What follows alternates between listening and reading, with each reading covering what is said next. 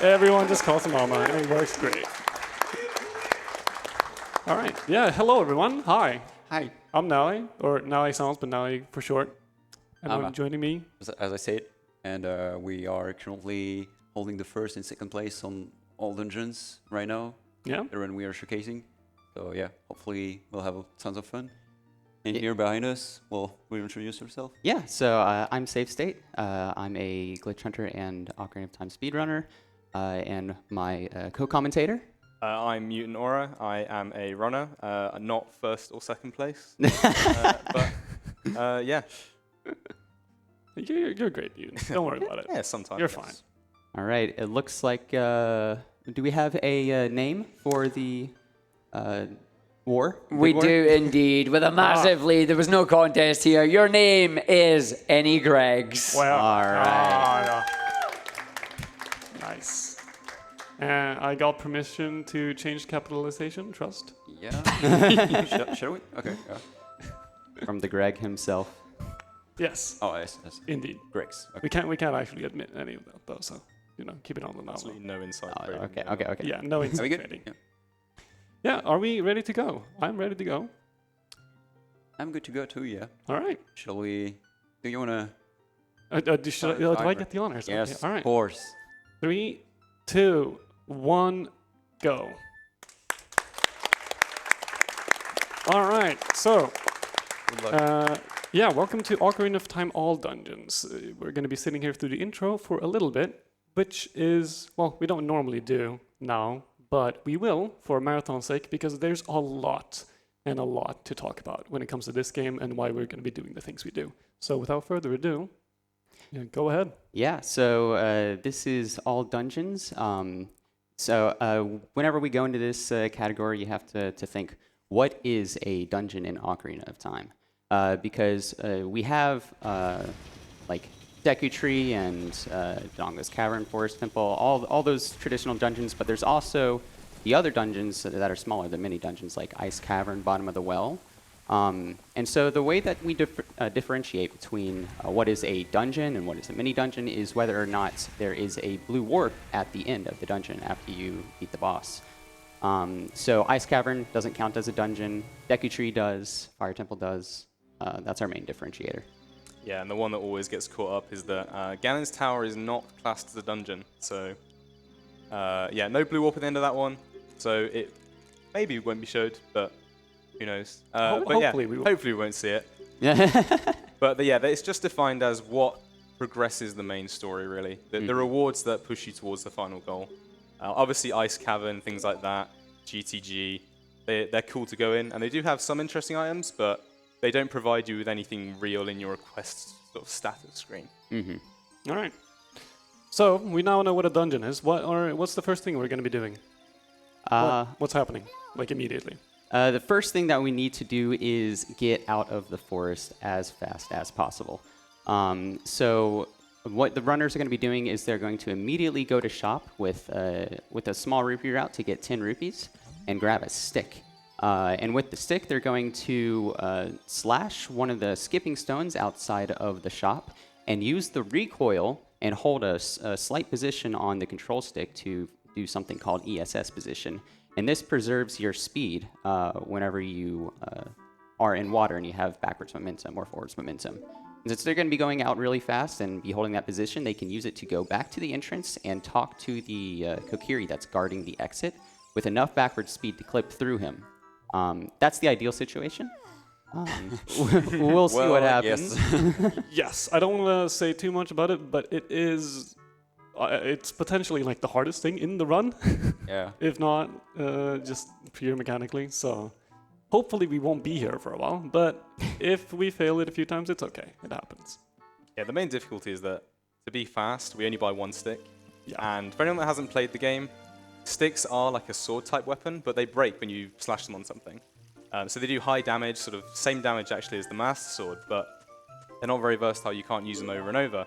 And we only buy one. You get one shot at this, and if they fail, they have to go and buy 5 more rupees, buy another one, and rinse repeat. So it's a huge time sink, especially right at the start. So getting it first try is if you're going for world record, like well, Nalle is, but Ama also did, it's it's usually a bit of a reset point. Yeah, it's good. It's good like when you're at home because you can just like reset easily, which is not the case here. Oh no, yeah. We'll be okay. All right. Hold your breath, folks. Yeah, so that recoil there, recoiling off anything is an extremely high speed stat, and when you go into water, you maintain that speed when you leave. Unfortunately, Ama there doesn't quite get it. It's a very finicky input. It involves changing to an analog direction and pressing A on a certain frame. And yeah, we're going back for more rupees. Yeah, I just want like an easier version of it now.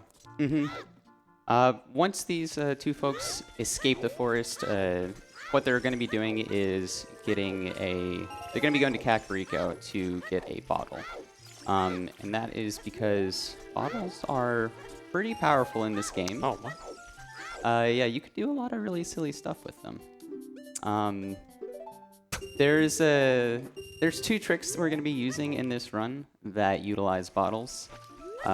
We'll get into it a little bit once these folks have escaped the forest, but that's just something to keep in mind as we get closer to that point in the run. Yeah, we actually do almost nothing as child other than literally leave, get bottle, and then yeah, that's almost it. But that's Ama out of the forest. Yep. As you saw, not easy. Much easier with 2 sticks. Yeah. We probably have some time for donations here as we go through the Ocarina cutscene. Ta very much. We have got ourselves a massive $250 donation. From Skiles that comes in and says, awesome event for a great cause. You love to see it. And yes, we do. Especially when they put that towards the DuckTales any % upgrade as well. So that puts a massive dent in that. And we needed around like $850 more for that one. And we also have a $10 donation from Push that says, may the best Greg win. I guess we're both Gregs now. We're all Gregs on this fine Gregs, Wednesday. Any Greg. Or Thursday. I don't remember what day of the week it is. It's Tuesday, isn't it? Oh my gosh. Is it really? Yeah. Oh, I am out of it. I am out of it. Yeah, so I'm having a great time with this. Oh, it's no. all right. It's all right. The main question that a lot of people sort of see when they tune into sort of any of these runs is if it's all dungeons. There's a dungeon right next to the start. It's Deku Tree. Yeah. Surely it's it seems forgot. trivial. No. Oh yeah. Oh. You have to go back. But no, it seems trivial. Like it's right there. Just go and do it. You don't need that many items. You can get a sword, a shield. Just go straight there. But there's always a sort of unspoken rule in this game where if you can do it as child or adult is always better. He's just quicker. He's taller. He's everything that you want to be when you grow up. So. Yeah, you have more powerful items, and you can literally climb things that, as Child Link, it would be a whole puzzle. So we will be back, and we'll be taller than ever. So Yeah. With a lot more things at our disposal, hopefully, to make things faster. yeah, that's correct. Yeah, so Ama here showcasing the bread and butter of backwalking. For some reason, walking backwards is faster than even frame-perfect optimal rolling.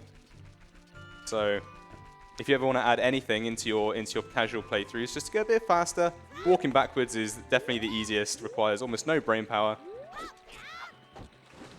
I haven't done that in like years now. Why did I do that? So Ama was going for a Wes there, a recoil Wes, which is faster than the normal setup you'd see in all dungeons, but since he bought an extra stick, he was thinking that, oh, you know what, I might as well go for it. But didn't really work out. Yeah, usually you have like 1 stick for the escape, and Oh, finally. Okay. It's a really hard trick. It looks fairly trivial, but that has multiple frame perfect inputs with multiple stick direction changes. One of them you can't buffer because you need to clip through the guard, which you can't do in unpause lag. So you literally can't buffer that frame perfect input. So that's fun. if you think I'm leading, well, you're right, but there's like many chances for Nalle to catch up, really, like a lot. Don't worry about it. Oh yeah, there's. I don't want to jinx Alma too much, even if I'd kind of want to, but there's a lot that can potentially go wrong. So we'll see what happens. So Alma here is collecting cocos. Andrew is the lady that we're collecting cocos for. And whenever you put them all in her pin, she gives you a nice bottle as a reward. And Alma's following some standardized movement here that helps mitigate RNG and make things a little bit faster. Yeah, these chickens are notorious for just sort of running around everywhere, but they have 3 states basically. They're like idle state.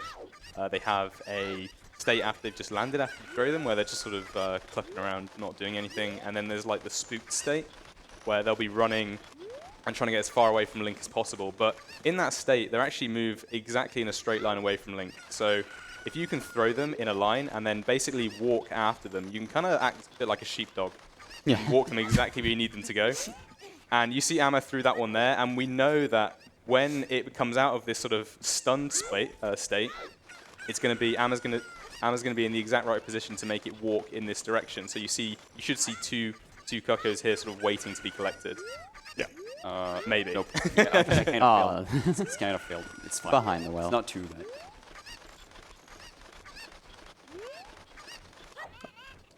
Yeah.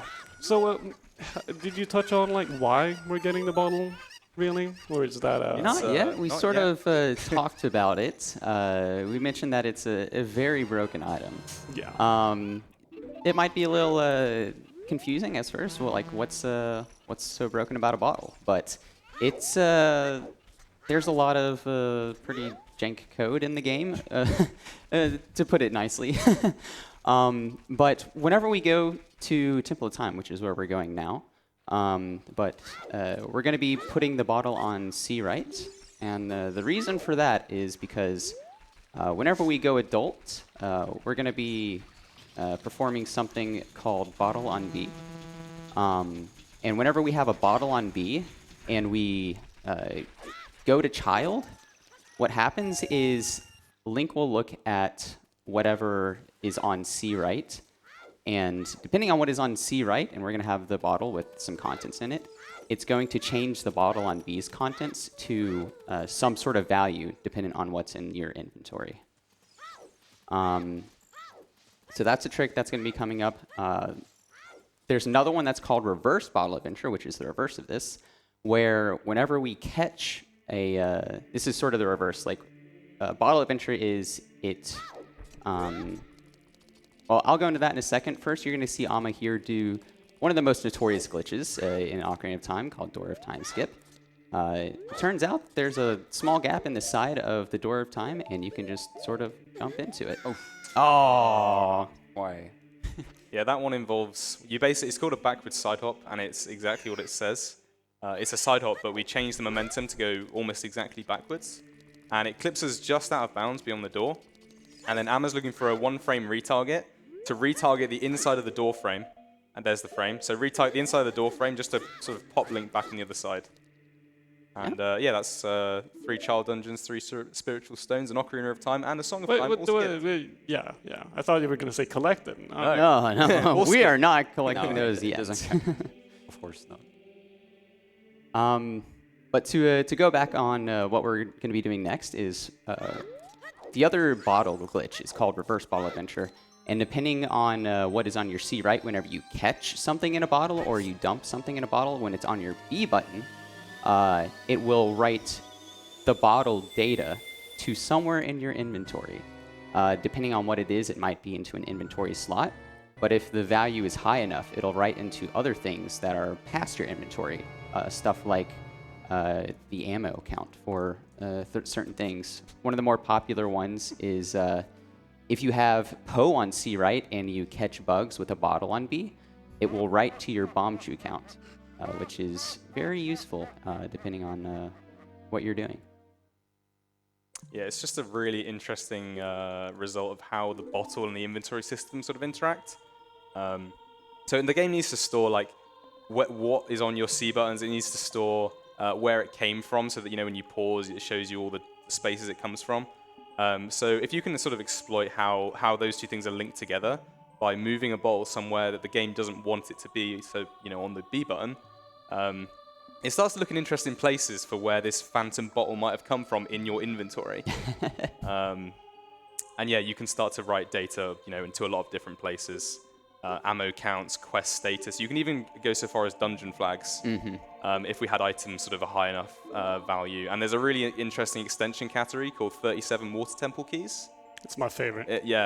Where you can literally write, like, I think it's 31 keys into your inventory and then collect 6 more for a total of 37. Yep. But with Nalle just getting through Door of Time here, it could be another good time for any donations. Thank you very much. We've got a $20 donation from Beaver Luke. No comment there, but put it towards any Gregs, of course. And then we have $20 here from X Will Mark the Place, 175, saying shout outs to the amazing Ocarina of Time community, to Nalle and Ama for showing off one of the coolest and riskiest categories of the game, and to the man, the myth, the legend, our buddy Greg. Greg! Thank you. Shouts to Greg, yeah. Shoutouts to Greg. Shout out to Greg.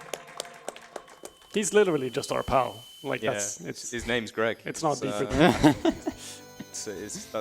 That's why it's funny. Yeah. But yeah. So, how y'all doing? Yeah, not Nice short cutscene. Yeah. Yeah. This is a fairly long cutscene. Doing It's pretty about 4 minutes-ish. Yeah. So I guess we'll talk you through what we're going to do next. So as we said before, when we get Bottle on B, which will be very shortly, we can start to do some interesting things. But what we're really looking for is to give ourselves some things that would take a really long time to get. We can't write ourselves actual items. That's a bit beyond the scope of it. But we can give ourselves things like songs, medallions, stones, things like that. But it's worth noting that even if we wrote ourselves all of the medallions and all the stones directly into our inventory, it wouldn't count for all dungeons because you haven't actually beaten the dungeon, right? Yeah. The flag for beating the dungeon and getting the medallion are two completely distinct things. And even the game tracks that as two separate things. Mm-hmm. So we're going to be looking to give ourselves a few songs, and that's, I think, of the entire thing we're about to do next, that's all we're really looking for. Which is we're also equipment as well. Yeah, equipment. We're not going to be going to Dodongo's Cavern for a real bomb bag. Nope. We're not be getting a real quiver. No. And Some of those fake sort of bargain bin ones will do, I think. We'll make do. it'll We'll be make fine. do. So, as Mutant was saying, you can write to particular and interesting parts of your quest and your inventory. And part of the trade quest items have really high item values that end up writing into things like our quiver, our strength, our bomb bag. So we'll be using those to get access to those a lot earlier and a lot quicker than would normally be otherwise. Yeah, you might have spotted there that Amma had bombs on C down, which that isn't actually any glitch at all other than Door of Time skip. The game just kind of assumes that you have bombs, so it just gives you a bomb icon, which is extremely useful because we're never going to actually get bombs. No. But the game's just helpful like that. It will just give you the icon to use if we can somehow find a way to populate that 0 with numbers. That would be very helpful. It would be really helpful, wouldn't it? Yep. But yeah, the game assumes that your default adult equips will be, I think, nuts, bombs, and ocarina. Mm-hmm. Yeah. But of all those things, it just gives you bombs. Yeah, it forces bombs on C down. Yep. Even if you don't have them.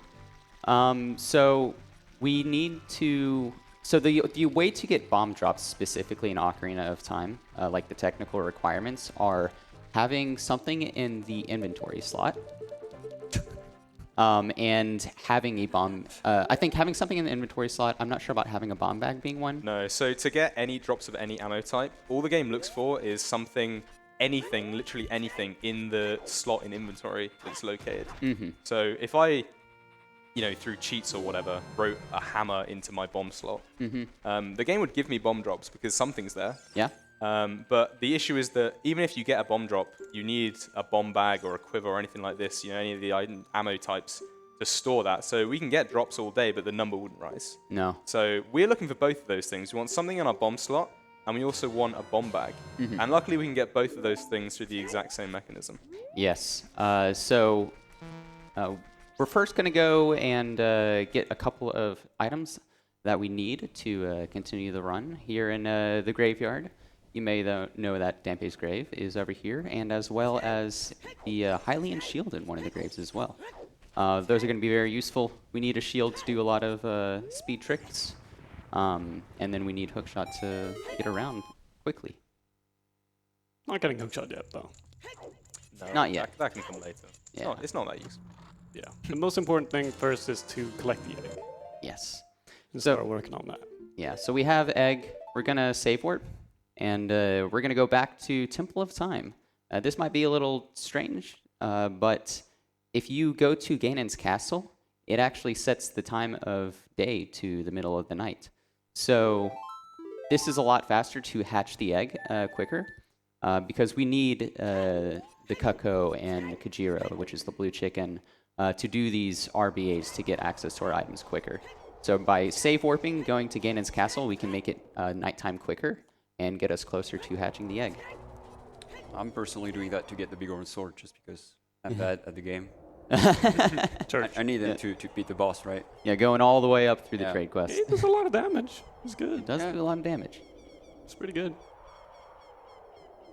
Yeah, this entire section is going to basically be on time of day. There are obviously a few things we need to do, but it should be fairly comfortable. But as Save State said, just anytime you enter this scene, it will just become night instantly, which is useful for a few categories. But AD is the one that makes sort of most significant use. And Nalle there just showing the incredible nature of 1990s camera programming. Yeah, if you press target quick enough and like move the control stick, you can just have the camera stick behind Link like this. Yeah.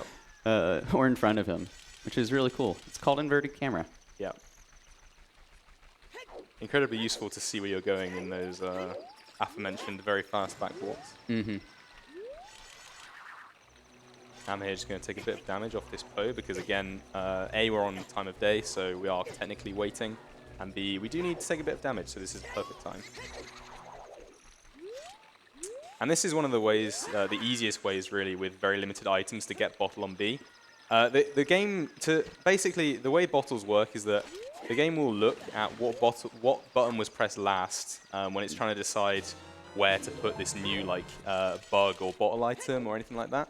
And so if we can make the game think that B was the last pressed button, it will just put a bottle on B, no questions asked. So we can basically side up into water and pull the sword a frame before the water animation or the water landing cancels the animation.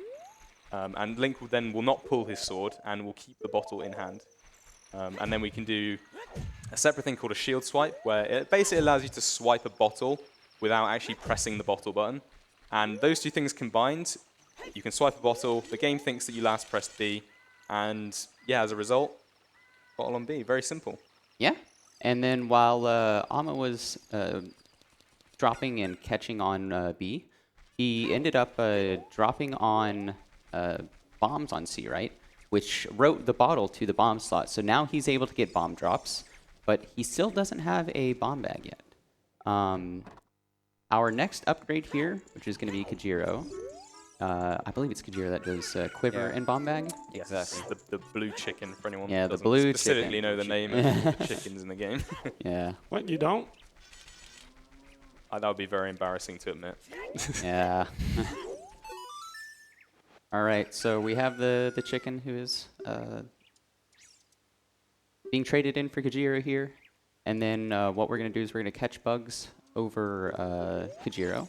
And that's going to allow us to get, is it a glitched quiver and 30 bomb bag? Yes. Quiver it's, 20. Yeah, Quiver 20, the quiver that never existed. Yeah. And a bomb bag 40. Oh, bomb bag 40. Yes. Of course. Very big bomb bag. So, yeah, Amma now technically has Quiver 20, which is like it's not actually a quiver. I think it's like a, I think it comes glitch up as bomb like bag a or glitched something. bomb bag. It is a bomb bag. Yeah. technically. Like, it looks like a bomb bag, but it's I think it's quiver the slot. so 30 it's- bomb bag Yeah, icon. it's kind of stupid. Yeah. But you see now that Amma not now bad. has 5 bombs. So He gets bomb drops and is able to hold them now. So Yep. never had to get a DC. the caveat is that if Amma ever accidentally equips over those, they're gone forever. Yes, because And bombs cannot don't get- actually exist in inventory. That's by far the biggest run killer of the game, of the entire run. Equipping of the bombs or just removing them. Yes, and it's worth noting that if anyone's thinking, oh, it's fine, we could just go to DC and actually just get the real bomb bag, if you do that with a bottle over your bomb slot, the game will give you your bomb bag, as a physical item in your inventory. So it's literally the icon of the bomb bag where the bomb chews usually are. And it operates as like eye drops. Like, it's a physical item, and it's kind of cool, but it's not bombs, is what I'm trying to say. Yeah, it's just a glitched item, and yeah, there's really no way to get your bombs back. Yeah, incredibly risky, but luckily with some inventory management, it's never usually a problem. Yeah, usually we put it on like a button and try to never ever ever touch that button ever again. But usually that works pretty well. Actually, there's some great clips of people putting something over their bombs and then just sort of breaking down. Yeah. See my first bingo ever. Immediately deleting hookshot and bombs at the very start of the run. Yeah. And like we say, with RB, this all sounds very, like, it's kind of broken, like we can just write stuff anywhere, but there's always a trade-off.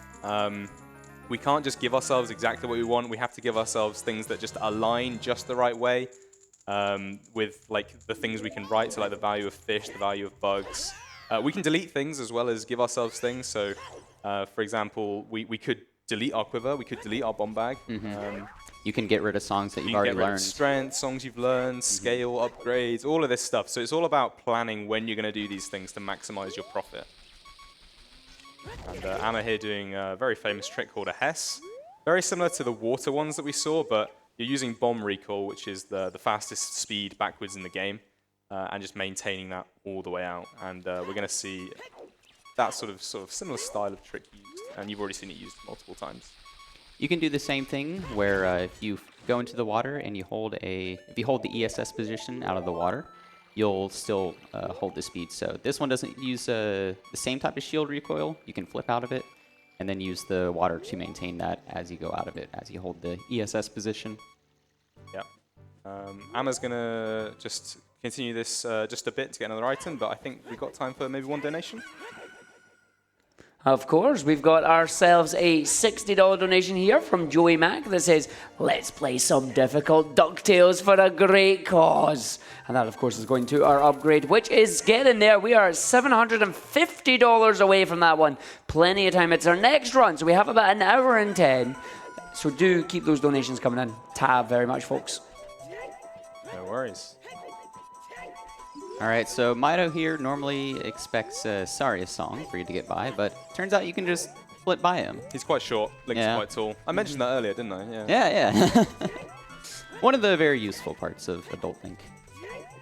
Yeah, so Amma here, if anyone's sort of familiar with, played the game before, done this trade quest, Amma's not going directly to trading Kijiro to a very strange old man. He's going to the Forest Temple. And anyone that's also played the game knows that there's a certain someone waiting for him there. But we don't want to talk to a lot of different people. So another interesting thing about the game is that it likes to give you things very early on. So in any cutscene, if it's going to give you an item, it will probably give you it right at the start.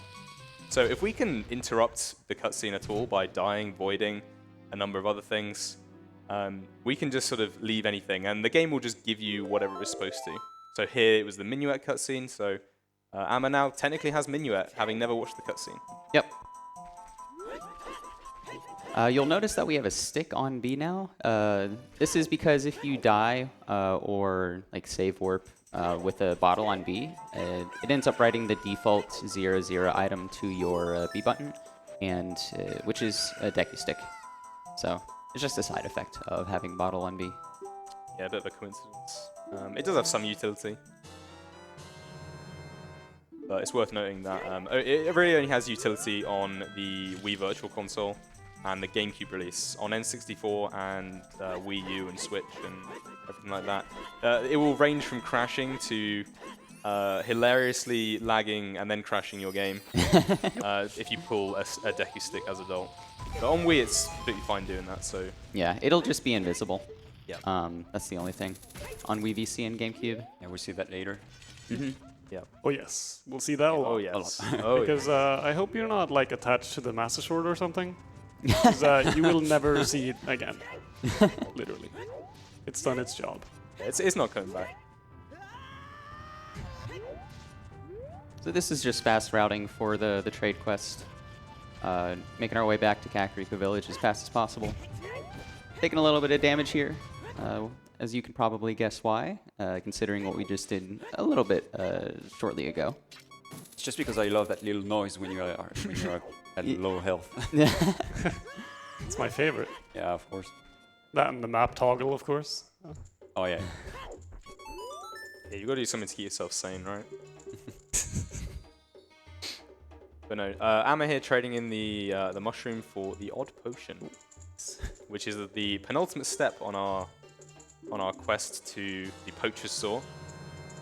This particular item points towards your spiritual stones and Song of Time, but we don't care about those, so we're just gonna not do anything with it. But saw, which is what we should be trading to next, is an extremely interesting item because it points towards a lot more songs, such as Zelda's Lullaby, some warp songs, and just some very, very nice things to have. ZL is in particular being something very much tied to story progression. Yeah, you need that to get magic. Yes. Which is one of the biggest things. And getting that as child, normally you have to go and get the egg, wake up Telon, and do castle guards. It's a big process. It's a whole thing. It's a whole process. So it skips a lot of unnecessary movement. But Amma here just backtracking, and it's one of the reasons we get Minuet before. There's a variety of routes you can do with where you route Minuet, but we can just use it to come straight back to the forest, just saving a bit of time, and also more specifically some bombs, because bomb routing is extremely important when we have such low volumes of them at the moment. Mm-hmm. And yeah, just trading in this last item. We won't be RBAing it just yet, but it will be there for us to use later. We have time for another donation. Thank you very much. We have a $10 anonymous donation that just simply says, gotta go fast. And with those S's, we definitely are. And then a $5 donation from Felipe TI2 that says, go Amma, go France, but shout outs to the OT community. I love you all. Thank you. Peter's cool. Especially you love them as well, you know. All right, so right here we're going to be doing a setup to get past the door. The wall. Yeah, the wall, the door. You go through a lot of polygons there. You haven't seen it, but there was a door, yeah. Yeah, so- It doesn't render from like inside of Duruni's room, but there's a door there. Yeah, and we sort of just hookshot it through there. So you'll notice a lot in Ocarina of Time, like collision is sort of just like a suggestion. You can like, if you squeeze yourself through it in the right way, you can usually just get past it. Yeah. Yeah, speed solves everything. So Alma was at low health earlier, doing a cutscene skip here with dying to the timer. And this is Bolero cutscene normally, but since most cutscenes do give you some like the item at the very beginning, we've managed to get Bolero because it started right before the death. Yeah, song cutscenes are very funny. They give you the song right at the start, and then they give it to you again once you've played the song. So you actually get 2 of everything if you play normally. Not sure why. Maybe just as like a redundancy, or just two programmers fighting over the same thing. But yeah, it's good for us. So Yeah. and we're about to enter. If you played The Sims, this is like the mother load. Oh yeah, this Yes. grotto. This is, it doesn't look it, but it's loaded. Yeah, Like so Brando, it's also loaded. we're getting 20 bombs here, and now we're going to be equipping Bottle. We're doing Bottle on B with Deku Sticks. We don't need to, since we don't have Deku Sticks, we can just shield swipe over it. Instead of like pulling out Master Sword or whatever, we just press the button and then shield swipe over it. And we caught bugs with Saw on C right, which gives us a bunch of songs. And now we just caught Fairy on C right, and we're dropping bugs. And if you drop bugs with Fairy on C right, that gives you 20 Deku Sticks. So now we have 20 Deku Sticks in our inventory. And now we're going to catch fish with Hookshot on C right, which is going to put a fish in our Ice Arrow slot, right? Yes. Yes. Yeah, so that was the grotto. There was a lot going on. Thank you for following along. Yeah, we walked out with ZL, some warp songs, a fairy of a saw, 20 Deku Sticks, 20 bombs. Yeah. Anything else I missed there? A bottle of ice arrows? With fish on it. Yeah, with Yeah. a fish on it. Yeah, kind of stacked. Unfortunately there for Nalle. It's all right. All right, so we're using our newly obtained cheaters ZL to get magic. Going to be very useful in this run. Yeah, one of the harder blocks to get past. There's currently, after 25 years, there's a few things that you might look at and go, wait, there's really, after all this time, no way to skip that. But no, magic is still, a lot of things actually are still hard locked behind ZL, and there's just nothing we can do about it. No. And yeah. Well, I mean, like we have Saw that we can do about it, but Well, yeah, but you still need ZL. you still need ZL as the base requirement. What's the name of the category already? Oh yeah. Oh, I think so we've missed there something. is I a way think we've missed some to, details you know, It may be get. time to do all I dungeons. try and forget, but So there is a way to get magic with without ZL. If you remove the no part of this category, where this category is all dungeons, no SRM. SRM is a memory manipulation glitch that allows you to do a lot of broken stuff. We're able to jump to code in the game that we can run in contexts it's not supposed to be. And whenever we do that, we can pretty much write whatever we want to our inventory. We can load the debug file, which gives us basically everything in the game. We can write the magic flags to just give us magic. And if you ever watch a run, basically it consists of Link running around in Lost Woods for like 15 minutes doing some black magic, and then he has everything in the game. So yeah, that's banned. It's a very, very broken. Broken to the point where we needed category separation for the categories it was applicable to, which is Hundo, Defeat Ganon, all dungeons, no wrong warp. yeah. Yeah. Yeah. So all those had it split off. Yeah, and I mean, if you're thinking that RBA sounds broken, as I said before, it sounds the same on paper, but the gap is enormous. Like we actually, there are trade-offs with RBA and there are limitations. So yeah, very much in different ballparks, but both sort of manipulating memory in certain ways. Mm-hmm. But Amma here entering technically our first dungeon. Yes, we've made it yeah. to the first dungeon finally. How long has it been? It's been 35 minutes. 35 minutes. Finally, first Yeah. dungeon. Let's go! Oh, we're already at the boss. What?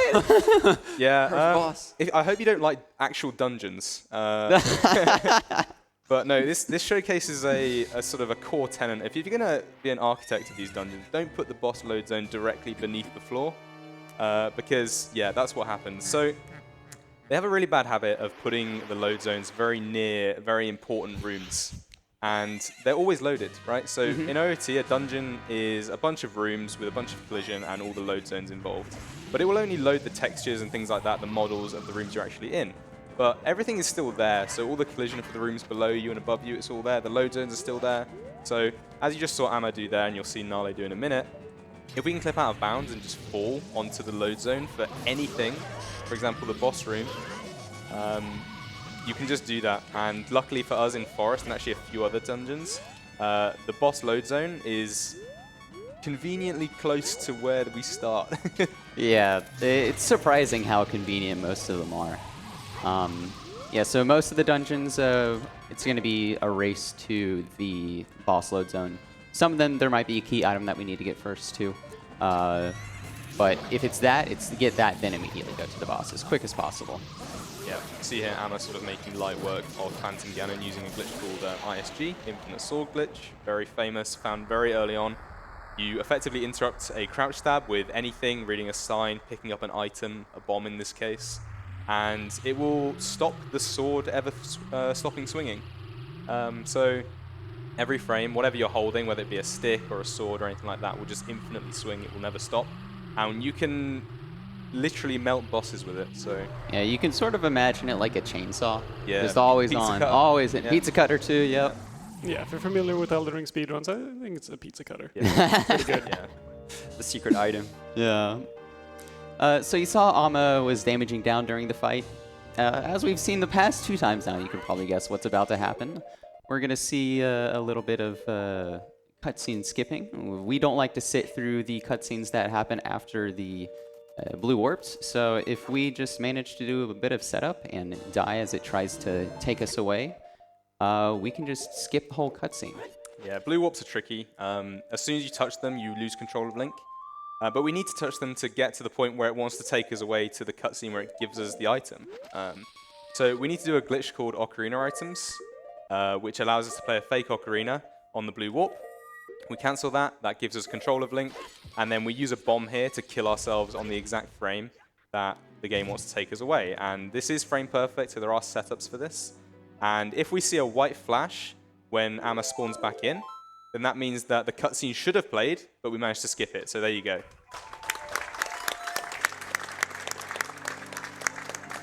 And very conveniently, we got ourselves the Nocturne. Yeah, part of the SAW RBA was writing Nocturne into our inventory. So having all these warp songs helps us get around the map a lot quicker than we would be able to otherwise. Yeah, Very Nocturne's useful. a cool one because it's a pain to get to otherwise. It's very out of the way. It's a late game dungeon. It's actually locked behind beating 3 other dungeons to get it. And what Amma just did there was something called a bomb push. I think it's just Yeah, what it's it's a called. bomb push, push. yeah. There's- Bomb. If you stack enough bombs on top of each other and you jump into them, all the bombs stacked together will push you really far, just enough to get past the loading plane that normally loads the bottom area of Shadow. And so you can just walk through the door that's normally there without having to cast dens to light all of the torches. Yeah, it uses 3 bombs, but it's extremely fast, so very much worth it. We're going to see another one coming up. So just think every time that bombs are getting stacked, it's probably just to give you a bit of a push. But we said earlier that the usual goal is to get to the boss load zone. And in Shadow, it's a bit deeper. You have to go a bit further in. But luckily, this room contains the hover boots, which we also need. And it's the exact room that we need to get to in order to hit the load zone. So that's why I said convenient, because usually they are sort of in places like this. So Amma here just doing a strategy to one cycle. Dead Hand. Nightmare fuel, but short work. Horrible RNG, yeah. It's okay though. And grabbing the hover boots, and then we will see a second bomb push to, well, presumably Yeah. find our load zone in all somewhere. I imagine. Somewhere. It's so this time the load zone isn't necessarily directly beneath us. We need to build up a bit of speed to get there. So Amma's doing a pause buffered Hess here to get the perfect angle. And we're going to use those 2 bombs he placed behind him to clip through out of bounds and hopefully get to the load zone. Hopefully. Hopefully, yes. Oh, there we go. That was amazing. That was beautiful. Very good Shadow, aside from like bad RNG. Yeah. Pretty Yeah, and this will be the we'll be fighting Bongo here. Honestly, more scary than he looks. This is one of the quote-unquote easier bosses in the game. But again, we'll be looking to kill, set up a cutscene skip, and yeah, we'll be. Hopefully, Amma will get this first time. We're looking to get ISG again, but you see that Bongo is bouncing the drum up and down. So you get 3 chances to get ISG. There you go, first time. You get 3 chances to get ISG before Bongo's hands will spin around and start to do some other stuff. So as long as you can get ISG on any of the 3 times where he puts you on the ground again, the fight becomes extremely trivial. Just catching a fish here to set up for the cutscene skip once Bongo's dead. And, Still have ISG. Still have ISG. Hands off the controller. Very, very easy. Not much to do. And while Bongo's dying, I guess we have time for another donation. Yeah, for sure. Very much. Got a $5 donation from Zorro that says, "Good luck to the runners, and please don't die on Knuckle, Amma." I'll try this time. Yeah. Yeah. Or you can make it interesting. Sorry, that's very mean. That's fine. We're rivals after all. Yeah, so something about this run is you don't want to die with Bottle on B because it's going to get rid of the bottle. And later on, we're going to be doing the bottle adventure that we were talking about, and it's going to be much more dangerous for that as well. Punishing. Much more punishing. So even though Amma's a little bit ahead right now, if something goes wrong, it can become even really, really quickly. So right now, Amma is using Deku Nuts until he has 17 left. And this is done for a reason. He's just not burning time throwing Deku Nuts. Yeah. My favorite number. 17. Yeah, lucky 17. Yeah, my lucky 17. He's not like that. 2 cutscene skips. So we're going back to Temple of Time. We're playing Prelude. We're about to do our first instance of bottle adventure, to where if Link has a bottle on B and he goes child and then comes back to adult, depending what's on child C right, it will change the item that is on your B button. And we put a bottle on child's C right before going adult. And I believe it has, is it the fish bottle? Yes. Yeah, so it's the fish bottle. So Child Link has fish on C right. We're doing a cutscene skip here to skip getting the prelude. We also already have it, so we don't even need it. But this is just much faster. But since Child has fish on C right, and Adult is going to have bottle on B, whenever we go back to Adult, it's going to look at what is on Child C right. It's going to be fish. And fish points to your Deku Nut ammo count to determine what your B button is going to be when you go adult again. And the number 17 is a very particular number that's going to give us an item that's normally takes a long time to get and is very useful for this run. So we'll see what that is in just a second. Here comes a pretty tricky section. Child 2. Yep, Child 2. Yeah, so we're going Child 2 here. Child 2. This Very is long. it's a long segment. There's a couple really hard tricks in it. It involves It's actually- at least one input. It's very hard to do fast. Go on, there you go. Okay. okay. Okay, he did it. He did it. Frame perfect. Frame perfect. Yeah, that's good. First try. Excellent. First try. Yeah. But no, as like a, if anyone sort of wasn't following too closely, the TLDR is we can use our nut count to put things on B. Yeah.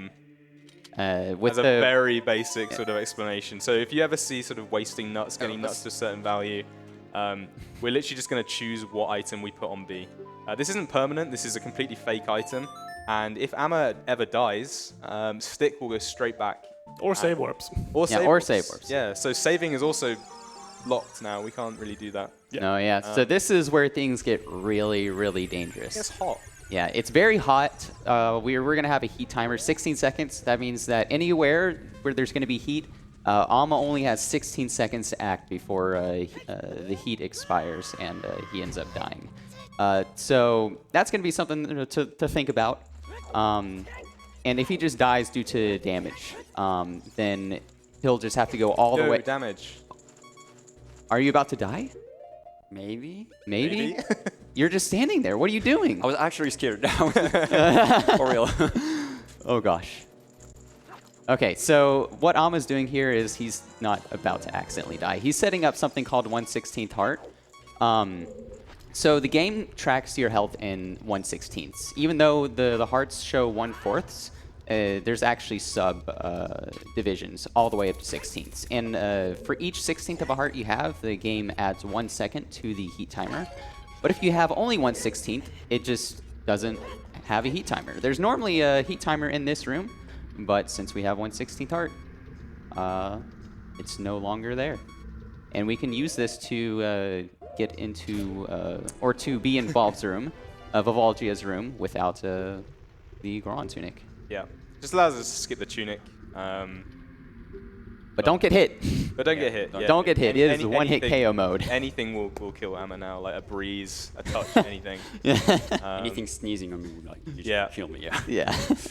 But he's just done a hookshot jump there. And hookshot jumps are mechanically quite complicated, but it just involves interrupting the frame that a hookshot hits something with something else, and it just shoots you really high, as just happened here. So Amma's just gone really high, out of bounds, because it's never loaded, because Darunia's talking to you. And we've just jumped again on top of the boss load zone, and we're here. And with these two things, being able to skip the Goron tunic and being able to BA the hammer, we can skip a good 8 minutes of Fire Temple gameplay just to get the hammer, which is one item. We don't really want to be in there for 8 minutes, so Yeah. So extremely we cheated. risky play. Yeah, so it's a fake hammer that goes when you die, and you die to anything. Yes. Yeah. So, here's hoping. Yeah. Hope it goes well. One of the maybe not the hardest, but definitely one of the scariest fights in the game because of the lava hexagons, lava holes that are in the ground. If you accidentally touch one, you're dead. If you get hit by Vivalgia's flames, you're dead. You fall off, you're dead. Fall off, you're dead. But you're gonna see Amma doing something here, placing bombs next to that hole. Vivalgia actually has 2 models in the game. There's one that comes out of the holes, like you're seeing there, and there's and there's another that flies around. And while the one that flies around isn't flying around, it's actually hidden underground right below this hole here. And you can... Oh no. That's really bad. That is really bad. So we've already explained why that is very bad. Ama's going to have to go all the way back to Temple of Time and the hammer. So this is the big time loss that we're talking about. We did see a lot of time loss at the beginning with Wes Escape, but that does not matter nearly as much as dying with an important item on B. Yes. Luckily, Fire Temple is fairly close to where you can just walk back to afterwards with Bolero, but that won't always be the case. Nope. And yeah, just giving Nalle a chance to catch up. So yeah, like we said earlier, the race is very much still on because moments like that can lose multiple minutes. Very volatile, very volatile. Man, I'm nervous now. What? Come on. Yeah. Yeah, Nalle technically. Are you back in the lead now? Yeah, I think Nalle is now back in the lead. Technically back in the lead. Getting hammer. Smallest OT speedrunning time loss right there. Yeah. Yeah. Yeah, just a casual, 2 minutes. 2 Yeah. minutes. So even with all those, even with all the trouble with West Escape, dying as adult with an important item on B is just that punishing. Very, very rough. Yeah, it's kind of insane that we decided to do this category of any category at Marathon. It's impressive though. Don't worry about it. And while these two are just doing things we've already seen, I suppose, then we have time for donation. Yeah. Thank you. We've been having our own little adventure with the donation on this one. It's such a simple comment, but we didn't know what on earth it meant, so hopefully you will. It's a $50 donation from Bate Mani that simply says, Flutepur? We think it's a dolphin? I don't know. It's Batman. I will never explain that. Okay, as long as you know what it is, it's fine. That's all we wanted. I cannot explain that on ESA. That's fine. That's fine. Was Batman the one with the enter CAC queue? Yes. Cool. Nice. That's my mod, yeah. Yeah. He's based. Yes. Does Ama have to do the cutscene skip again? Do you mean hookshot jump or BK skip? Darunia isn't there anymore, I think, so... Yeah, Darunia's not I going to need be there. to... We'll see a new trick, I guess. Something we're not Yes. supposed to see in this category. Yeah, just extra content. But yeah, weird shot. Ooh. Yeah, so Good luck explaining that. yeah, it's very weird. So we used Darunia's cutscene to interrupt our hookshot to get the first hookshot jump, but Darunia's gone now. So you've spoken to him. You don't have any other option. We need to get the boss key. Luckily, it's right here. But there is a gate here, so let's just try and skip the gate, I guess. And luckily, we have two things that we need: bombs and a hookshot. This trick is called a weird shot. You can basically dislodge your hookshot or your arrow or your sort of first-person camera to be under the ground with the hookshot item still usable. Yeah, you saw it kind of there. That was, I think it was a bit late. But you can dislodge it all the way underneath. And chests are hookshotable. If that's is that a verb? I don't know. Yeah, hookshotable. That'd be an adjective. Yeah. This is my native language. Oh, there we go. And yeah, you can just hookshot this chest if you can. Maybe. Yeah, there we go. There we go. Yeah, so you can get shield recoil while you're invincible, which you are whenever you roll. And if you try to pull out a hook shot during your slide back while invincible, like the animation frames, like underflow or something, I don't fully understand it. It's weird. It's weird. Like then Link's body all contorts and goes underground, and then you can just hook shot things from where you're not supposed to. Yeah. Have you ever seen? There's a very famous clip where they show what a weird shot looks like in free cam. So I'd recommend checking that out if you haven't seen it, because it's extremely funny. Link sort of looks all distorted and compressed. And Yeah, and there's some really spooky looking stuff as well. yeah. What is it, the mouth on the eyes? Yes. Yeah, that's oh, Yeah, not fun. nightmare fuel. But Nalle's back in the Volve fight. Amma just getting 1/16th again, and then he's just going to go in and just open the door. But hopefully this time... I don't need a time stop, I guess. But yeah. Hopefully this time both runners will have a better time of it. Nalle here just using that underground hitbox to damage Volve. Volve has, I think, 9 health. 9 health, yes. And there are a number of ways that you can hit her body. You can actually, again, do a weird shot like we just saw Amma do, but with a bow, and shoot just 9 arrows at her. Okay. Whew. Scariest boss fight in the run. Yeah, Like, for real. As we touched upon earlier, literally anything and everything will kill you there. And it's not helped by the fact that we're placing our own explosives very close to a lava pit, and we have to do it in a relatively tight window, so it's very easy to just walk into your own explosions. Yeah, very easy to get nervous as well on a sort of a stage like this. Oh yeah, Fire Temple, if you're on PB pace or even scarier record pace, is absolutely terrifying. Yeah, but you know, as we see here, Nalle is anything from death, but death is exactly what we need. Oh yeah. So we're doing what would normally look like a cutscene skip, but this is actually a wrong warp that we're performing here. And Well, it's wrong, yes. yeah, that's it's the wrong quote one. unquote on a wrong warp. Yeah. But we're essentially using it as a cutscene skip here. It's- Well, we'll see more traditional use of wrong warps later. Yeah, but this is a taste for what's to come. So that warped us to the forest. We're not actually using this for anything. It's just the quickest way to get There past we go. Volgia. And now I'm also finishing up Nice. Volgia. Oh. And we're off on our way to Prelude. Yes. So you may have noticed that Nalle was using some more Deku Nuts, and we are now at I think I 13. threw one too many, so when I landed in forest, we'll be fine. We'll be fine. So we see 13 Deku Nuts. Last time it was 17, which corresponds to item 17, which was Megaton Hammer. So now, for those of you who have the Ocarina of Time item table at home and look up... As we Yeah, all it's in two- favor. yeah, it's in Technical everyone's favorites. bookmark. Way yeah, to yeah. call out Danny and Danny alone. Yeah. Yeah. But there is a particular item that has the value of 13 that is going to be very useful for us. And it's going to make things kind of broken later on. Yes. As you can, if you're thinking about items that could be interesting to have on B, there are a lot of them in the game.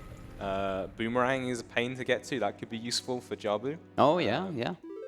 You know, almost anything, just the weird ones, right? Yeah. Bombs on B, bomb Bombs on me, shoes. bomb shoes. We can could get almost Begoron. anything. We can get Begoron's sword. We could. Because that you have to go through the whole trade quest for that and Yeah. everything. But it's gonna be none of those. It's actually gonna be an item that I would assume that not many people actually made much use of in their casual or otherwise playthroughs, because it's hardly ever seen. But it is kind of like bottles under the surface, just ridiculously busted.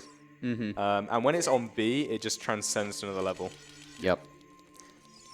So this mysterious item that is going to be going onto our B button is diamond shaped. Yes. Yeah, and it is. It's not blue. It's not blue. Not red. The blue diamond. The blue. Yeah. We're not doing blue diamond glitch.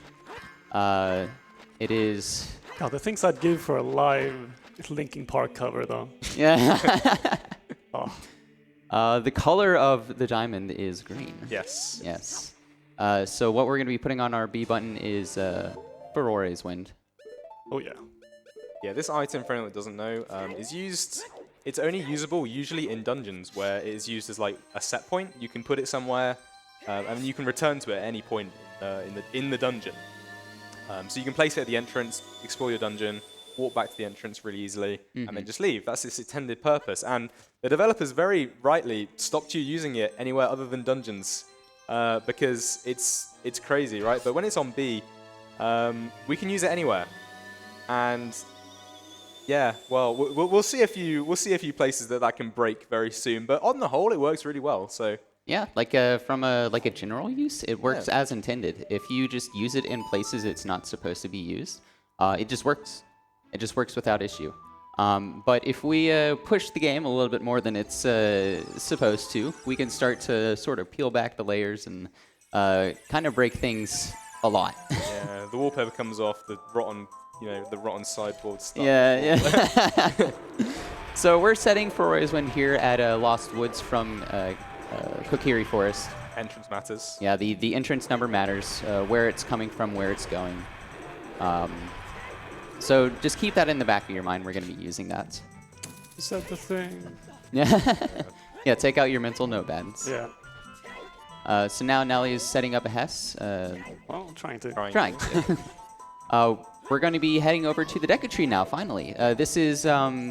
we were here earlier as a kid, but as we said, we want to tackle on the dungeons whenever we're an adult, when we're taller and we have more resources available to us. But specifically taller. Yeah, specifically taller. The Deku Tree's mouth is closed, however, so if we have Hess speed and get through this corner here, do a little bit of movement, we can clip through and get into the Deku Tree. It's a lot harder than it looks. Yes. And if you miss that and void out, it's all the way back to Lost Woods, and that's like almost a minute. It's quite bad. Yeah, so Like we didn't touch on Amma and Nalle having Deku Sticks here. Deku Sticks are a child-exclusive item. Adult can't equip them, but they are equipped, so Yeah. clearly there's something going on. And it's a glitch called Equip Swap, which basically... Very fast. Yeah, which... yeah, very cool. Thank you for the. But it basically lets you equip I adult items as child and child items as adult by scrolling backwards and forwards on the inventory pages and holding like diagonal inputs and then the button you want it equipped on. And on a certain frame, this will just equip the item that you had hovered over the first item on each scroll side. And if that item is something that Adult Link can equip, for example, the Adult Trade item slot, then it will put sticks there. And the game thinks you can use them because it's coming from the Adult Trade item. Ooh. Neck and neck. No, I Alright. decided out my strats faster than yours. Oh, all right. No. We're pretty much neck We're and neck. pretty much Yeah, tied. this is getting kind of spicy now. Actually, what the hell? That's cool. Okay. Yeah, this is cool. Yeah. I always miss ISG on this fight though, so you'll be in the lead. Please don't curse me. Yeah, so we're at the first boss in the game, but we're here as Adult Link with Deku Sticks. So this is going to go a lot faster than what you might have seen as a kid when doing your casual playthrough. As we know, ISG is very good. I had to say I told you so. Yeah, Amma gets ISG, runs into Goma, Goma's done for. I hate to say I told you so. And Nalle, as we can see, is predicted correctly. Amma now in the lead. I swear it's weird in that room. I don't know. Maybe I'm just coping, but Yeah. I never had any troubles, to be fair. yeah. I think that's probably the likely explanation. But we're now at a blue warp with not close to death health. So how are we going to leave and how are we going to skip this cutscene? Well, the answer to that is we've just set an item that can take us far away places. And if we let it take us far away places on a specific frame... We're now at the Desert Colossus. Yes. So this is the more useful version of, or a more useful application of wrong warping. What we did was we set Rory's Wind in Lost Woods from Kokiri Forest. And whenever you combine that entrance with the cutscene number that the Deku Tree Blue Warp tries to play, it ends up looking in a place of the entrance table it's normally not supposed to look. And it takes us, and that entry that it looks at is Desert Colossus. So it takes us to the Desert Colossus. It plays cutscene 1, which is this Silver Gauntlets. Silver Gauntlets cutscene. We don't care about the Silver Gauntlets cutscene. We just mostly use it to get across literally the whole world in a very short amount of time. Yeah, wrong warps are very complicated. There are literally hundreds of videos explaining them. But If you're more wrong warping is very useful to us because we can control a lot of factors and go very specific places. This is just a great example of how powerful it can be. Very close. Yeah, so after a wrong warp, Ferrari's Wind actually stays set, and we're going to be using that fact for later on. What was I going to say? Oh yeah, so if you want, I don't know. Talking to myself. If you want more information about wrong warps and how they work, there's a more technical video by Business. It's a whole that you can thing. watch. It's a whole thing. It's a 2-part series, very informational if you're more interested in that kind of stuff. Yeah. We're just going to go through Spirit fairly normally, just backwards. Yeah. So you'd usually come forward this way to get Mirror Shield, but we're just going through it backwards. There are a few things we need. We need a key, we need to kill some stuff. But I think before we get into the main statue room, we've got time for a donation. Yeah. Thank you very much. I've got two quick ones here for you. We've got a $5 donation from Doyo with no message, and a $10 donation from CD that just says Zelda Gaming. Zelda Gaming. That's what I like to hear. That's what I'd like to hear. Oh, 4 bombs? That's Ooh, that's best RNG out. good. Yeah, each That's armor literally has the a 50% chance to drop a bomb. I got it from all 4. What is that? 6.25%, something like that. 160. I'm on holiday. Don't. I'm sorry. I didn't mean to scare you with math. That was Yeah. my bad.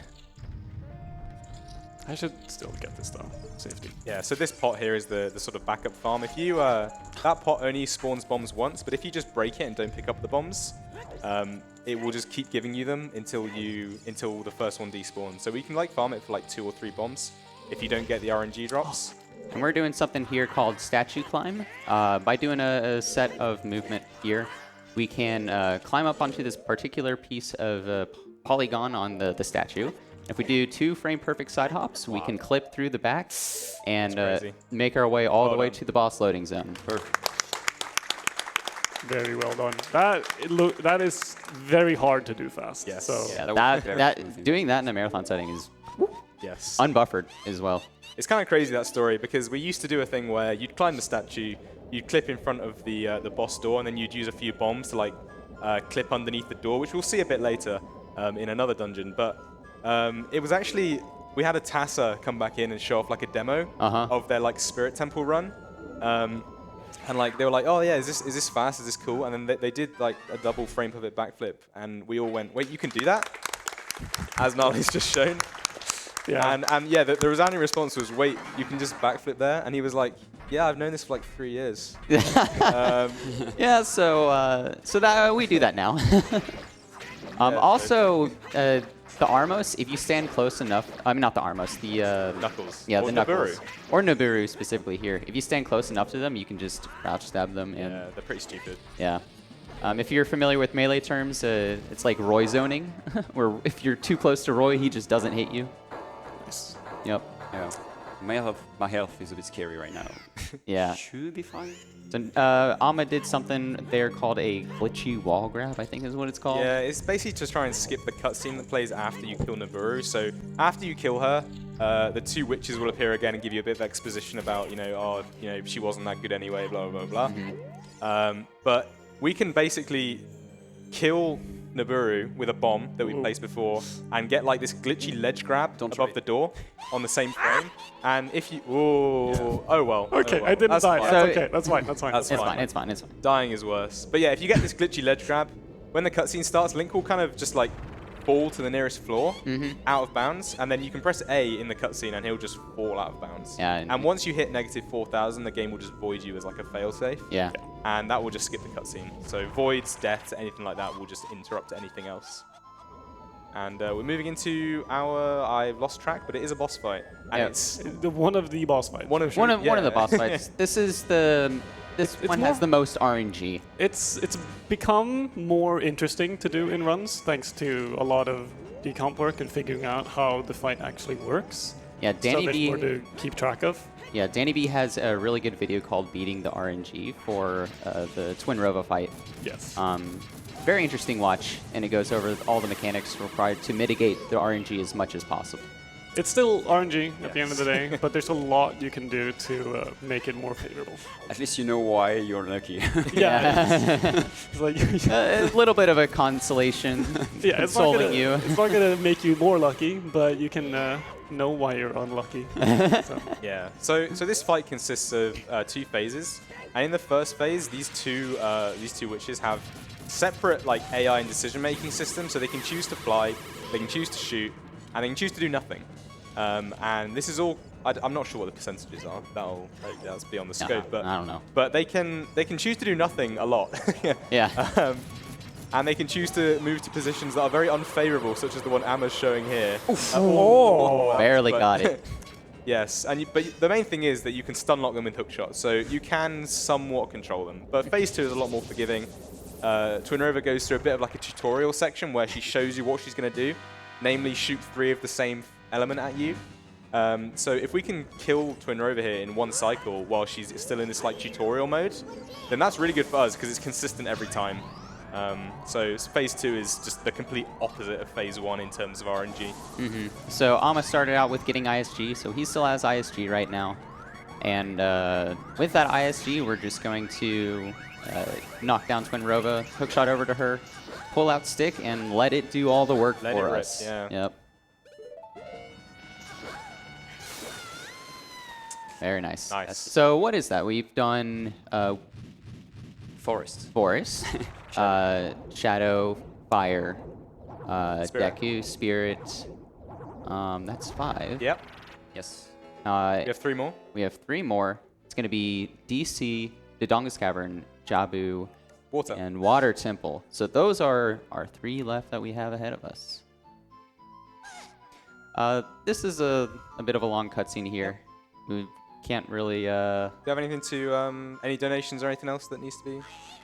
Well, perfect time just to let you all know coming up after this, of course, we do have the DuckTales Any Percent Best of 3 race, and we are looking for $2,000 to give Scrooge McDuck a run for his money and our runners the upgrade to the difficult mode. We're currently at $1,315, which means we need basically less than $700 to try and get it. So let's be like Twin Rover there, just moaning between ourselves, get those donations in, and let's make our runners move for it. Why are we on difficulty? Nah, let's go for it. Yeah, let's make it a little bit of a harder time for the runners. Yeah, so less than 700 to go for that. We're coming up after this run. We do have the time to do it. We know you can do it. $685 to be specific. All right. Let's get there, folks. All right, so we did a cutscene skip, and now we're playing Serenade. For those of you who are familiar with this game, Serenade is the location of Lake Hylia. And this is also where the entrance to the Water Temple is. Normally, in a playthrough, you would equip iron boots, you'd have hookshot, and you'd go down into the lowered water. And there's like a key switch that you can hit with hookshot. And that will open the gate, which will allow you to go in. But as you've seen before, collision in Ocarina of Time is merely a suggestion. Guidelines, yeah. Yeah, and with enough hand waving, you can sort of just, clip through whatever you want. If you swim over the loading zone, it extends up to the top of the water, and you can just go in the Water Temple. No iron boots required. Yeah, and the main thing is that to get to the boss, there's this rather large gap that the game sort of tells you that your hookshot isn't long enough. There's a hookshot target there. You need to go and upgrade your hookshot, but we have a better upgrade in the name of hover boots and a bomb. So we don't need either of those things. So straight over that gap and up the stairs to the boss door, which we don't have the key for. No, we don't have the key. So you were talking about, we used to do an old Stratton Spirit, where we'd go up to the door and we would do something with bombs. So what we're going to see here is something called a low height bomb clip, ground clip. If we hover with these bombs after getting ISG and then place another bomb down, what happens is the speed of us falling down, while we're in that hovering state, our speed builds to max velocity. So we're falling down really fast, and then the bomb pushes us backwards. And those two velocities combined, as long as we're on a ground clippable height, which it's hard to explain, but there's certain heights that allow you to ground clip, and that floor happens to be one. Whenever you have all 3 of those things combined together enough, down and backwards velocity, and you're on a working height, you'll just clip through the door. You'll clip through a wall. Yeah, it used to be done in Spirit as well, but like I say, Tassa's coming in clutch sometimes. Yeah. Nalle is just having a bit of trouble getting into water. Like we say, this is I think it's about 2 or 3 frames to jump slash. So it's not huge, but it's one of the sort of simpler things. But it can really get in your head if you start to fail it often. But yeah, there we go. Perfect. Both of our players here in Water Temple. Yeah, I'm fighting Morpher here. The mechanic here is that you need to hookshot this ball. And usually this is like a multi-phase fight where you sort of get grabbed and all the rest of it. But ISG, once again, just completely trivializing any boss fight. ISG really one of the MVPs of Zelda running in general. Does so much for us. I was actually wondering, would be cool to actually have like all dungeons without ISG. Would be fun. That would change things up a bit. Maybe. Yeah. Just RBA stick 27 times. Yeah, maybe. Yeah, and do fast morpho. Hope for the good RNG. Oh god. I mean, that's what it would be. That's what it would be. Is that a roll of us RNG? That is even worse. All right, Alma setting up for another cutscene skip here. Still got FW1B. Setting up for a 1-frame input here. Depending on how the blue warp is, you can walk into it before it activates, but if you can't get there in time, you have to do a setup that allows you to press B 1 frame after a directional input, just to sort of make the input easier. Yeah, and the Water Temple is also the only blue warp that we actually have to do a setup for, because they take a while to activate before they will start taking you away. So the other ones we can just walk into and press B and it'll work. But Water Temple actually needs a setup. All right, so we left the Hyrule Field, but then we sort of just came back to Lake Hylia. It's scenic. We just love that cutscene. Yeah, we do love that cutscene. But we saw something similar earlier with Lost Woods and Kokiri Forest. We are going to be setting forwards when at the specific entrance for Lake Hylia from Hyrule Field. That's going to be useful for some warps later. But now, we actually don't have strength as an adult. We never got it as child. So what Ama is doing here is a super slide, where if you try to grab something and take damage while you're invincible, which you are during a roll, then you sort of slide away. He tried to pick up the bush. Very good that he got that. Here comes the hard part. Yeah. Yeah, this is that's the the actual easy part. hard part. But he was able to grab the bush, or attempt to grab the bush, and since he did that at a lower height, it lost It's okay. It could be momentum. worse, really. But yeah, since he grabbed it at a lower height, it pulled him underground to attempt to pick it up, but he carried that momentum backwards and equipped hover boots to hover into the loading zone. Yep. I don't know why I did that. Did you YOLO it? Yeah, sorta. Well, it worked. It worked. You don't have to worry about it. Okay. And there we go. Both of them Alright. with a successful cutscene skip. Beautiful. So we do need to do Jabu, but as adult, They're not here. no, he's on vacation because yeah. obviously it's too cold here now. Yes. But in Ocarina of Time, all the loading zones are actually still there between adult and child. So is Jabu. They decided to just cover it up with ice, but if you do some magic, you can clip into the ice there and get into the Jabu loading zone. That's normally hidden. Yeah, that was very fast. Yeah, that was very, very fast. So this, if you're familiar with Jabu, you may be familiar with it as sort of like an auto-scroller with the Rudo. And That's exactly what it is. and yeah, that is exactly. We still haven't figured out how to make that faster. So this would be the perfect time for a donation. That is perfect timing because we literally just got one in there. $20 from Anonymous. Still putting it towards that DuckTales any % upgrade. So do keep them coming in. We are getting closer and closer to those ones. And we're going to be opening up a few more donations soon. So keep your eyes out for that too. Perfect. Yeah. Nalle just again showing here that super slide. Just as No, I'm just really waste. bad at 2-bomb super slides. I don't know. Yes, bomb to waste. It's fine. Yeah. Yeah. You know, it's just the case the fact that when it tries There we to go. pull you back, it resets your X and Z value, but not your Y. So you just go underground and Yeah. yeah. Jump slash to keep the velocity after the hover boots run out, and you're in the loading zone. Wait, can I get this though? Yeah. Oh. Yeah. This is the swag. No. In the answer. Oh no! I let go of target when I dropped the bomb. Okay, it's fine. It's fine. Yeah. So we see Nalle here. I mean, we see Ama here going through the auto scroller. As adult though, since we are taller, one of the very good perks, we can just climb up here instead of hitting the switch to fill up the water. So that saves a little bit of time. Ruto also has a massive hitbox. Yeah, it's massive hitbox. We can actually use her to damage enemies as well, Yes. which Yes, we'll be you will doing see later. We will be doing that later. Sort of just waiting here. Also, if you didn't know, the mirror shield does not reflect projectiles. It only it can't do reflects everything. no. It can't do everything. It can No. only reflect light. Projectiles a little photons. bit too much. They just break on the mirror shield. That was strange.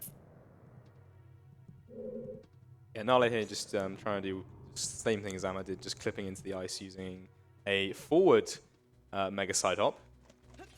Yeah. And getting a bit of momentum backwards and trying to clip sort of through that ice, those ice physics. This trick has gone through many iterations. It used to be extremely janky. It still kind of is if you don't have the right equipment. Yeah, there used to be a whole thing where if you paused on like the wrong frames, the ice physics would not be the same. Yeah. It's still true. Yeah. but Yeah, but it doesn't matter as much anymore. Yeah. As long as you've got hover boots and bombs, then you're in a shield, then you're pretty much good to go with a decent setup. Here we're using Rudo to hit that. What are these things called? I have no idea. Stingrays. Stingrays. It's hitting the stingray. Sort of saving us a It's little a bit. real there. animal. Yeah. It is a real animal. Yeah, but they're not usually called, real animal names, are they? Oh, fish. I mean, we got Cucko is fish. just a chicken, but they're not called chicken. Have you ever seen a shabam in real life? Well, no. Well, you ever seen a chicken? Like, Yes. yeah, exactly. and they're not called chickens, are they, in game? So Oh, so it doesn't matter. we have the boomerang. We can't use that as adult, but we'll be using the equip swap glitch that we saw earlier to equip sticks to also have boomerang equipped as adult. Very useful.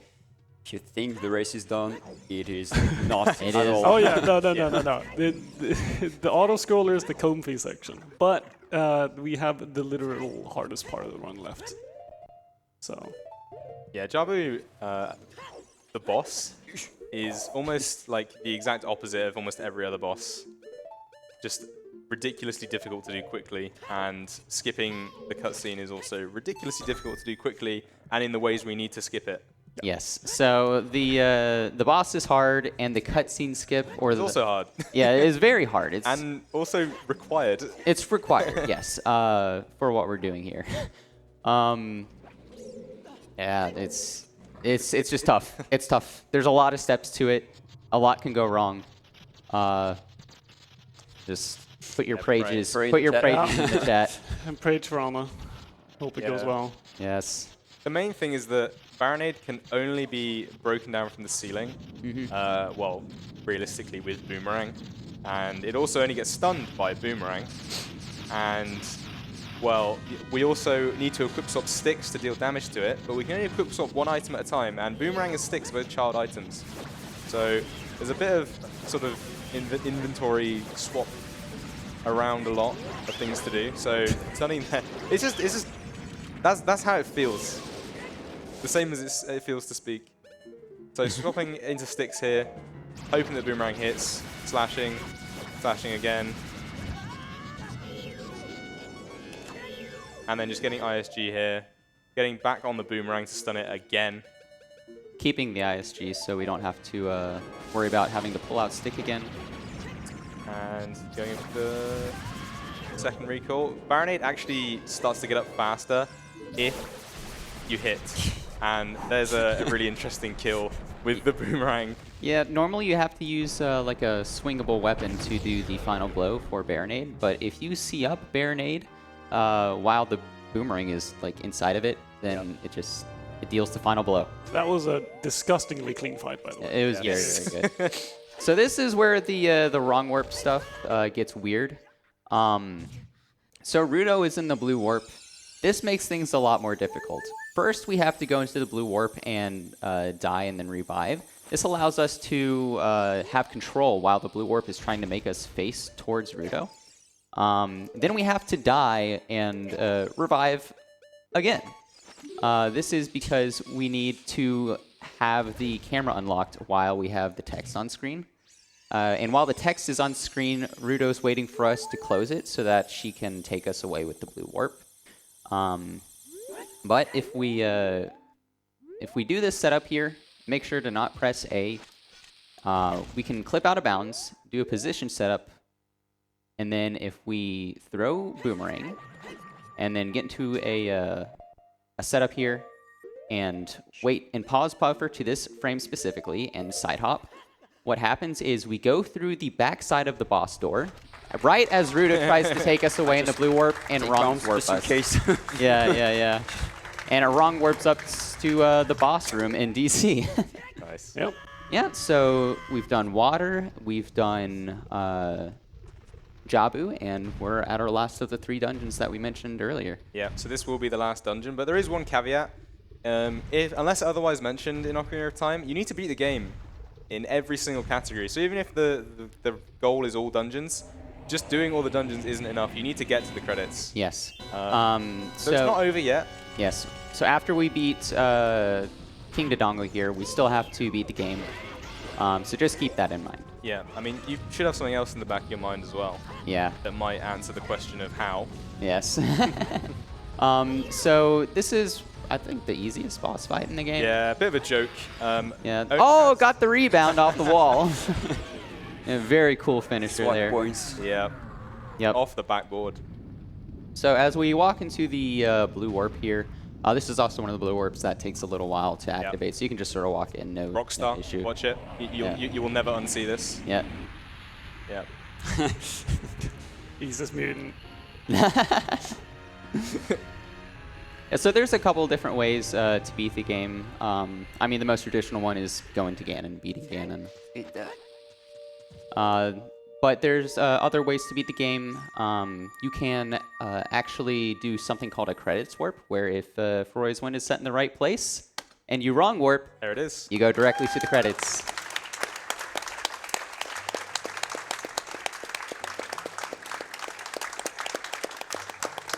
GG's. Thank you. GG's. So earlier, you saw us set Feroy's Wind. I can never say that properly. In Lake Hylia from Hyrule Field. And whenever you combine that with the cutscene number of DC, which is 1, you go that many spaces down in the entrance list. It takes us, I think it's still to Lake Hylia, but it plays cutscene 1 while we're there. And cutscene 1 in Lake Hylia is the credits, so. Yeah. No, I do not trust that one bit. Yeah, so Nalle not far behind at all. Considering how it started, considering how it went in the middle, Yeah. this was Oh, no. really unfair. What, is this one of the longest cutscenes? It's Yes. one of them. Yeah. I think it's not just the cutscene, it's the wrong warp too. Yeah. Yeah, it's so, the wrong over to DC, so it's Unfortunately, I would not be able to finish this underestimate now. no, yeah. Are you sure of that? Yes, just walking at DC and opening the head, and It's a bit of a process. it's a whole thing. It's a whole thing. Well, at least you get to see like DC. Yeah, you get to see this cutscene as adult And as well, this so, cutscene. Yeah. which is lovely. Yeah, it's somewhat interesting. But no, Alma just made that look really easy, so there's that. Yeah. It was a pretty good run aside from like dying to Volvagia. Aside from that, it was Yeah. yeah. Yeah. Everything was solid. A lot of tricks were done first try without a lot of like re-setups and everything. Very clean. Yeah, I was very happy to showcase that at ESA. Thank you for that. Yes. Thank you, Safe State, for leaving the spot. That was Oh. very kind of you. Don't worry about it. Yeah. I tried to make it worth it. Oh, it was great. It was great. I was happy to be here and doing commentary. Yeah, this is one of the hardest categories to even finish. Just so many moments where it's almost not worth continuing. So to do it on this stage and in a race, Yes. yeah, just insanely good. Very, very good. And yeah, we got one finish. We got one That's finish. really good. That's like already. A 50% success rate on this Yeah. category is insane. How many runs have? What's your usual completion on like a PV attempt? I think it's 64 finished runs out of roughly 4,000 or 5,000 Yeah. attempts, something like that. It's rough. It's rough. Yeah. Once you have enough practice down and you can do the tricks, getting completions on PV pace are very, very, very hard because there's so many parts in this run where if you don't get it first try or you don't do it fast enough, it just costs way too much time, and making that time back up is gonna it's gonna be hard if you're running at like a top level. I mean, if you're just starting out, that doesn't really matter. Yeah. But that's the case for like any category. If you're just starting out. There you go. Somewhat full equipment screen. Missing one thing. I'm missing but, one thing. That's we'll gloss over it. But Yeah, we don't need to worry about That was all dungeons. Yes. Yes. Thank you to our runners, Nalle and Amma, for putting on a great demonstration for us. congrats to Alma for winning. Thank you. Yeah. Congrats to you. That was Yeah, congratulations again. Thank you. Can I give like a small shout out? Yeah, Go for it. go for it. I just saw my mom on the chat, so I just want to say hi, mom.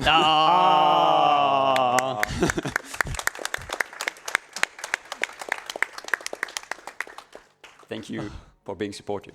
And thank you ESA for letting us do all dungeons here. I love this category. Been doing this for like 3 years. It's super fun, super punishing, but also super, super rewarding when everything goes well. So yeah, thanks for watching. Yeah. Thank you. Thanks a everyone. lot. Thank you, everyone. And thank you both of you for an absolutely amazing showcase there. As you say, hardest category. We're going to see what happens when it goes well and what happens most of the time when we go. We've all been there and you're like, but that was impressive. Absolutely amazing. Once again, big round of applause for our runners and great commentary as well. Like we were in our seats. Thank you. Someone else who enjoys that with the Iwa, $50 says, top marks to the runners, commentators, announcers, tech, crew, volunteers, audience, and the good people of Sweden for putting on a cracking good show. And they are putting that, of course, to our DuckTales Any % Best of 3 upgrade incentive. That is coming up next. We are at $1,385 out of the $2,000 that we need. If we want to see that, we need one big push right now because the run is being set up next. So if you want that to be upgraded and you want more DuckTales, get your donations in now. But that is going to be it for us. We're going to get ourselves set up for the next run. So we will see you all in a couple of minutes when ESA Summer 23 continues.